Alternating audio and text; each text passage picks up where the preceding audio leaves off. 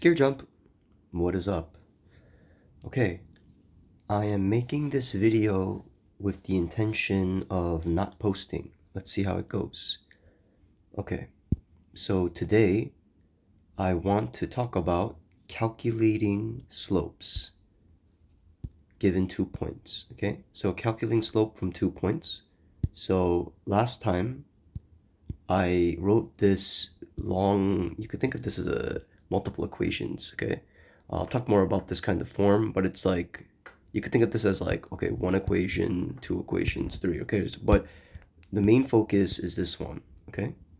So that means that the points I'm giving you are here. This is from point 1, and this is from point 2, okay? So if that sounds a little weird, just look. So I wrote some examples here, and for here I wrote P1 or P sub 1. We read it like this, P sub 1, right? And sub means below, right? So it's like a subscript, this one, okay? And I'm saying that that's supposed to represent the first point. So P sub 1 represents the first point. It's 6 comma 3, okay? And then P sub 2, that means it's the second point, right? And then this, that's the x coordinate of the first point, so I need to say x sub 1. And this is the y coordinate of the first point, so I should say y sub 1. And then similarly, I should say x sub 2 and y sub 2. Okay, great.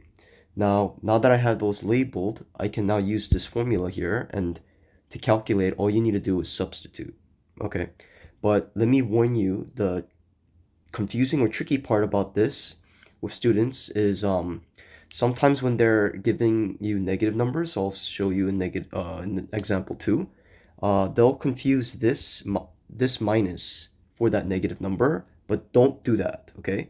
That minus is actually part of the formula, and it's not part of the coordinates. So if it's a negative coordinate they give you, you have to include that as well, okay? So what does that mean for you?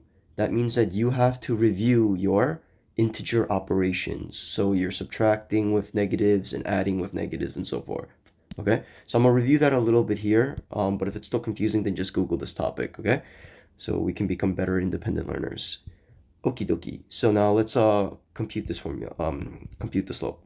So y sub 2 minus y sub 1, I said that y sub 2 is right here. That's a really sloppy y sub 2. So here, that means that it should be 5. The slope m, slope is also called m sometimes. So m is equal to, right, 5.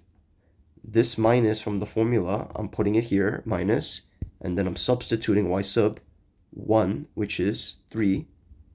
And then in the formula, there's this pink, right, the fraction line, and let me just put the minus ahead. And now, remember, I'm practicing good habits here. Whenever you substitute, put these parentheses, and then as you get better and more experience, you can start dropping them, right? But yeah, x sub 2 is just 7, so that means that this is going to be 7, and then x sub 1 is 6. And now you just got to do this math, okay? Yeah, you can do this using PEMDAS or, PEMDAS, or just do the numerator and then the denominator, okay? Denominator and then the numerator. So let's do that. 5 minus 3 is 2, and then 7 minus 6 is, what am I doing?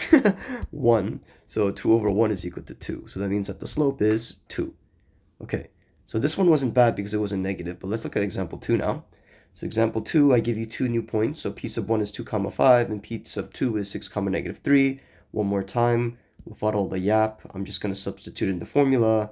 So I'm just going to say slope, or m, is equal to this, and then I will put this, oops, like that.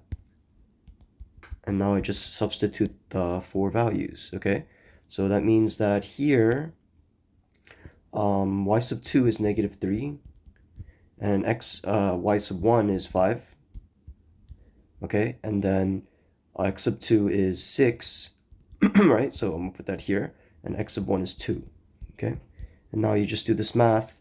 So here, like I said on the numerator, you need to review your integer operations. So negative 3 minus 5, that is going to be equal to, I ran out of space, so I'm going to write the equal below.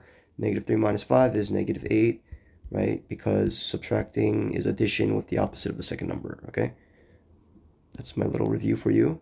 So -8, and then 6 minus 2, you know how to do that. It's 4. So that means that the final value is -2. That's the slope. Okay, now look at this. Pause. Example 3. It's the same points. But I reversed the order. So, I'm curious. I wonder what's going to happen.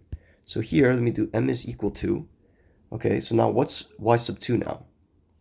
That should be 5 minus y sub 1, which is -3. And then x sub 2 is 2 minus x sub 1, which is 6.